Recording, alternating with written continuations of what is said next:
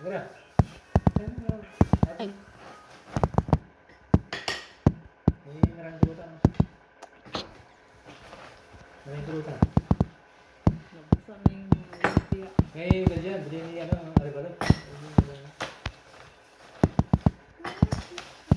Tiniluto ko yung hipon. Ginisa ko yung hipon kasi namilit na nag-orange ka.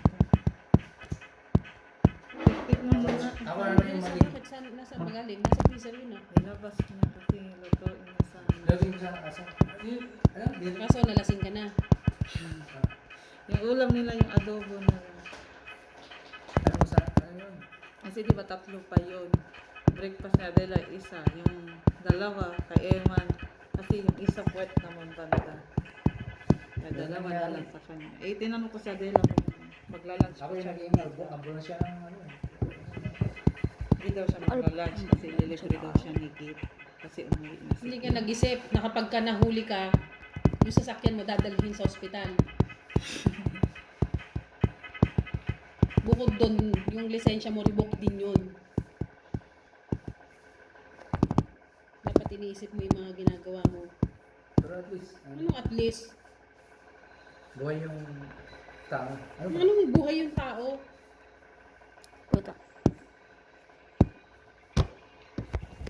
Pag nahuli, hindi ka matutulungan kuya pang tubos. Hindi, nagising, mamamatay ang tao. Hindi mo nga pwede katwiran yun. Wala kang rights. Tumawag ka ng ambulance. Yun yun. Pinakamaganda yung gawin. Hindi yan tatanggapin sa husgado. Pag nahuli ka, hindi yan tatanggapin katwiran mo. Sunod na lang na gano'n dyan, ba't mabay kung mabuhay pa o hindi. Naiyak naman ako. Maingat.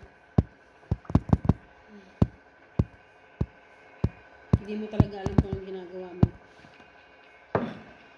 Totoo, hindi mo alam. Kasi hindi mo alam kung anong mangyayari. Hindi mo iniisip ka pag nahuli ka. Hindi mo iniisip yung mga ganung bagay. Basta maihatid mo yung mga taong lasinggero, okay lang sa'yo.